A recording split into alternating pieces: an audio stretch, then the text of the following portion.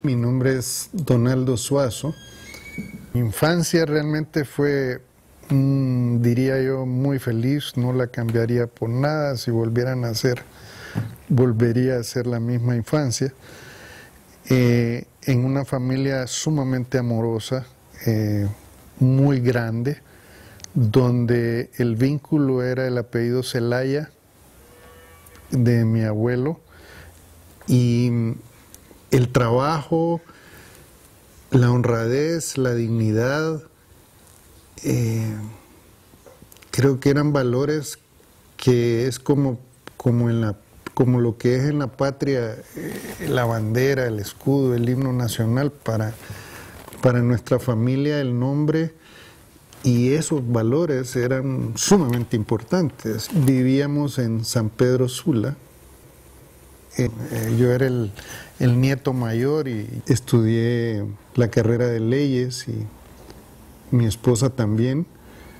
Después de que estábamos terminando, nos casamos. Mi padre fue primero gerente de un banco, luego de la Azucarera Hondureña, que fue una empresa muy grande en la costa norte de Honduras. Sin embargo, siempre quiso tener también su propia empresa y fue durante ese tiempo como gerente de la azucarera que empezó entonces a sembrar café. Cuando volvía yo el lunes a la escuela, recuerdo que todo el mundo estaba hablando de la película del matiné del domingo, pero yo venía siempre aburrido de acompañar a mi padre. Salíamos a las 5 de la mañana y volvíamos en la noche los domingos. Sin embargo, es uno de los recuerdos más bonitos que tengo de esa compañía, que era regañadiente la mayor parte del tiempo, pero que ahora lo recuerdo con mucho cariño. Entonces soñaba con que yo, mis hermanas, no siguiéramos teniendo que ser empleados de una empresa, aún a nivel alto como él era, ¿no? Pero, sino que pudiéramos seguir ya con un negocio propio, y nos inculcó mucho eso, de que teníamos que iniciar algo.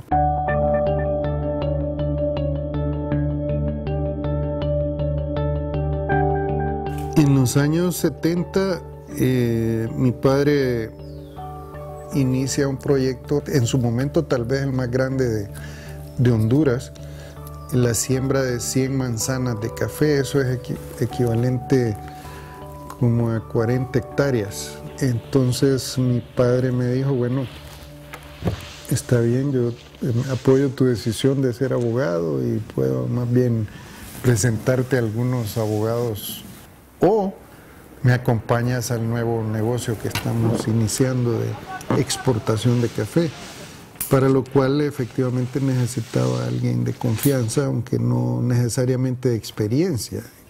Bueno, trabajamos, como digo, 20 años en eso, crecimos bastante, llegamos a ser la tercera exportadora en volumen de Honduras. Teníamos oficinas de compras de café en todo el país y exportábamos a todo el mundo. Cuando empezamos a enviar nuestro primer contenedor, se puede decir, de café a Estados Unidos y teníamos nuestra primera maquinaria, fue una emoción indescriptible, porque realmente lo que habíamos siempre soñado de tener nuestro propio negocio se había hecho realidad. Era como el inicio de concretar un sueño.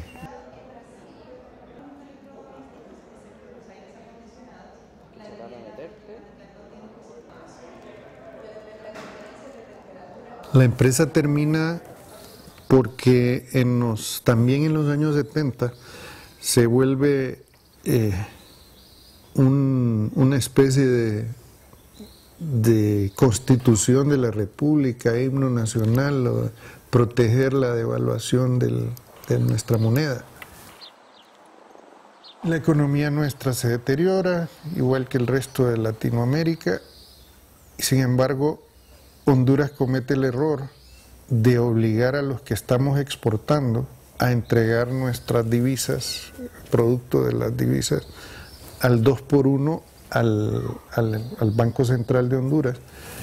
Y sin embargo teníamos que comprar las cosas que comprábamos al cambio real que estaba el mercado negro, 3x1, 4x1, y tenemos grandes pérdidas en un año que llegan a consumir todo el capital social de la empresa, y también entonces se vuelve una quiebra técnica. Pero la verdad es que de 30 exportadores que habíamos, todos, absolutamente todos quebramos, ¿verdad? Que por distintas razones. Reemprender cuando uno ha tenido un fracaso va a depender de los recursos que uno tenga, tanto de los recursos materiales, económicos, como familiares y de amistad que pueda tener, que le puedan dar un apoyo, un entusiasmo a uno para levantarse nuevamente. Todo el mundo, o sea, con muy buena voluntad nos aconsejaba que ya habíamos probado y que nos retiráramos, que dejáramos de hacerlo porque no era lógico, pues no era sensato seguir adelante perdiendo más dinero. En Latinoamérica el que falla, el que tiene un fracaso económico, pues es verdaderamente un desastre. Para mí esa ha sido una experiencia de vida, una lección tremenda, ¿verdad? Que enseña pues que en cualquier circunstancia tienes que volverte a parar. Gracias a Dios, en ese tiempo que cerramos el negocio de café, había yo iniciado con mi esposa algo propio, que era la producción de flores, que básicamente surgió porque queríamos tener algo propio, pues, y siendo que vengo de una familia de ganaderos, de agricultores, pues teníamos disponible tierra que podíamos usar para ello, y buscamos un producto que no se hiciera en el país en ese momento. Yo creo que la verdad es que nos metimos porque no sabíamos que era tan difícil, pues, por no ser agrónomo. De hecho, una anécdota muy interesante es cuando vienen los de la Universidad del Zamorano aquí, que es la universidad más famosa de agricultura que tenemos. Siempre el grupo de estudiantes que viene anualmente es nuevo, ¿no? Vienen unos 100 muchachos y siempre surge la misma pregunta. ¿Y usted cómo entró a Flores si usted no es agrónomo y ningún agrónomo en Honduras lo ha hecho? Yo le digo, es que yo no sabía que no se podía sembrar flores en Honduras, no leí lo que ustedes leyeron. El emprendedor se va dando cuenta de qué cosas tiene que evitar, qué cosas debe de mejorar, y cuando falla, qué cosas de él tiene que volver a revisar para ver cómo volver a entrar en esta actividad o en una actividad diferente. A veces la actividad en la que estaba tratando de emprender no es una actividad que no tiene mucho futuro. Los hondureños hemos estado acostumbrados, si en algo hemos estado alienados, es a usar productos importados. Es más, ya cuando la fueron probando y vieron que sí estaba bien, no confesaban que era de Honduras, porque hubiera sido que el consumidor percibiera como un producto de menor calidad, lo cual no era así. Con solo el hecho de ser producido en Honduras era sinónimo de menor calidad para nuestro consumidor.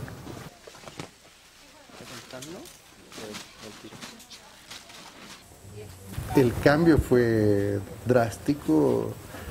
Yo estaba acostumbrado nosotros exportábamos alrededor de 20, 30 millones de dólares, lo cual era algo muy apreciado en Honduras.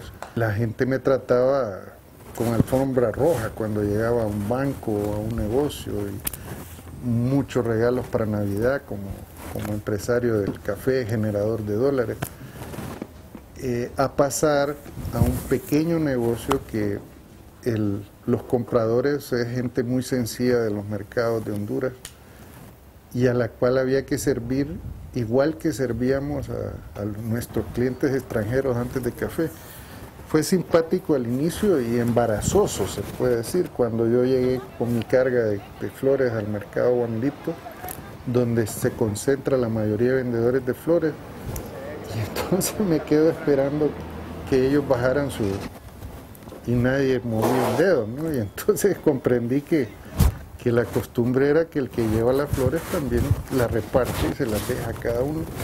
Entonces empecé yo a descargar el carro y bueno, por ahí pasaba toda la gente de la sociedad de San Pedro que me conocía y me estaban viendo haciendo ese tipo de trabajo que pues no estaba yo acostumbrado ni la gente acostumbrada a verme haciendo. Entonces iba un día pasando por una tienda muy grande de un señor árabe en San Pedro y de repente veo al señor barriendo la acera frente a su negocio, un viejito, y que yo sabía que era el dueño de ese gran almacén.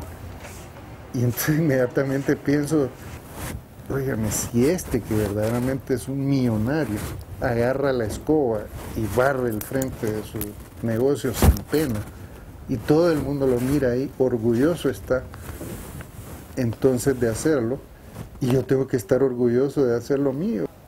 Por ejemplo, a mis hijos les pasó algo similar. Cuando a la escuela los iban a dejar en el carrito de donde repartíamos las flores, que estaba un poco deteriorado, y estaban en la escuela internacional, que es una de las escuelas donde está la gente más pudiente de la ciudad, se puede decir la élite, ¿no? Y ellos iban todos apretados en aquel carrito, en la parte de enfrente con el motorista, y les daba pena también. Y entonces mi comentario fue transmitirle eso que había visto con ese señor y decirle, miren, aquí hay un montón de niños que los vienen a dejar en otro carro, que son carros muy bonitos, pero de repente son de la empresa donde trabaja el papá, no son de ellos. Ese donde ustedes los vienen a dejar es de su negocio y ustedes tienen que estar orgullosos de tener un negocio propio.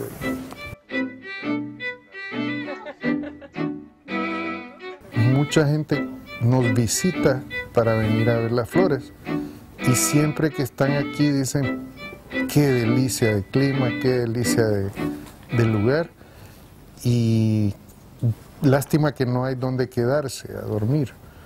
Entonces ahí fue que empezamos a pensar en hacer unas cabañitas en la misma zona donde teníamos las flores, pero surgió que además tenía yo un terreno en el centro de San Pedro Sula y por todos lados oíamos que no había suficientes habitaciones en la ciudad para atender a la demanda. Entonces, antes de probar a hacer aquí un hotel que había que convencer a la gente que viniera a conocerlo, decidimos abrir e introducirnos en turismo en algo que fuera más fácil relativamente en cuanto a mercadeo, o en cuanto a ventas, que era donde había necesidad real de él. Y donde era también menor posiblemente la inversión, porque era de transformar una casa que ya existía en un hotel, y así hicimos. La diversificación en el emprendimiento significa separar, bajarle el riesgo a la inversión que uno está haciendo, bajarle el riesgo en esas áreas donde uno puede reducir a que si le va mal en un área, puede mejorarla en otra y no perderlo todo. El problema es cuando un emprendedor pone todo en un solo proyecto y ese proyecto, si le va bien o le va mal, ahí está el hecho de salir o no salir adelante con ese proyecto. Fue un verdadero éxito, llegó a llenar una necesidad en el año 2007 en la ciudad. Lo que quisimos hacer fue un hotel como nosotros nos hubiera gustado hospedarnos en, que tuviera como característica principal una habitación excelente y además dirigido a los ejecutivos que pues vienen a dormir nada más, pero pasan en un ambiente relajado.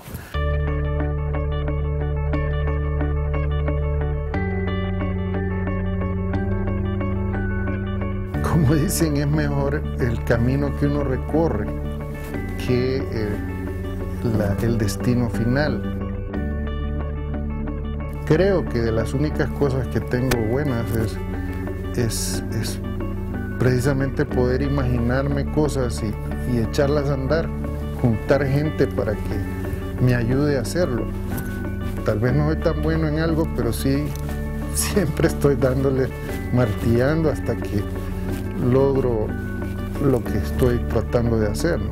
Y me motiva entonces el gusto de crear cosas. Sí se puede. Sí se puede, esa me gusta mucho, porque define una actitud de tratar de probar y de lograr las cosas, y la mayoría de veces sí se puede. Sí se puede.